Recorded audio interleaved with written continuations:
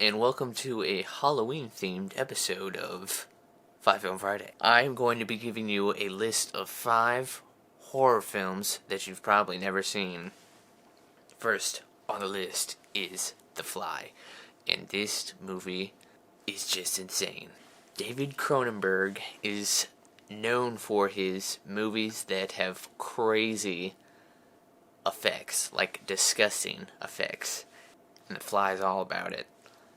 It's the story of a man whose DNA is fused with a fly, and he slowly turns into a fly.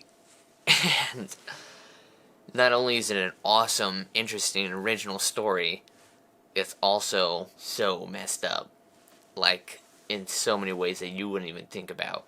And it's Jeff Goldblum, and in my opinion, by far, his best movie of all time. Next is Jacob's Ladder. This is probably one of my favorite movies of all time. It can only be described as a movie that 90% of the time, you will have no idea what is happening. But unlike most movies that do that to you, in the end, everything comes together and you realize what is happening, and it's so perfect. Like, there's so much going on screen, and the story is just amazing. For me, one scene in particular was the asylum scene. Production design with the cinematography added on to the fear factor, making it a very scary and engrossing cinematic experience. Next is Rosemary's Baby, and this is just a classic. Roman Polanski is considered one of the best directors of all time, although he has a bad rep because he's essentially a very horrible person. But that doesn't take away from the fact that his movies are insanely good, and Rosemary's Baby is considered one of the craziest horror films of all time. I don't know if I can really go into the plot without kind of revealing too much, but it is just a crazy concept.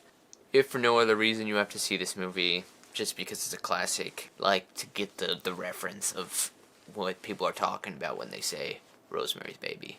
It's pretty important. Then the movie House. This is a Japanese horror film, and it is one of the weirdest movies I've ever seen, but very entertaining. It's just hilarious.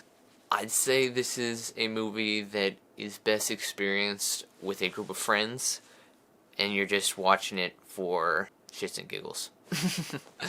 It is just entertaining. It's just ridiculous. And then the last movie is a movie on Netflix, Geralds Game. This is a Stephen King film.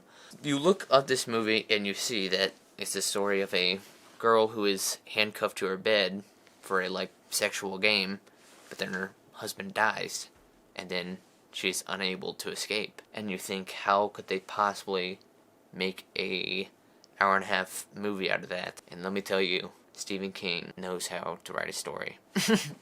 Because so much goes into it, and this movie is a movie that I actually had to turn the lights on in my bedroom to finish because it scared me so bad. So there's a lot going there. And just because this is a special time of the year, I got 5 more films for you. First movie is The Gift, another movie you can find on Netflix, and it stars Jason Bateman. And the movie is just so creepy, but so fulfilling in what everything builds up to. Then The Others. It's just a movie with a very fun spin on the ghost tale. And The Omen, just another great classic film that everybody needs to watch. For the time that it came out, it's much more intense than you would expect it to be.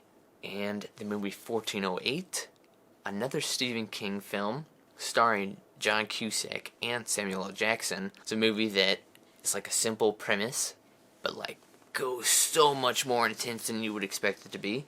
The movie 1922, also on Netflix, and also a Stephen King film. This movie is just, you gotta watch it for yourself. Just trust me that it's a good film.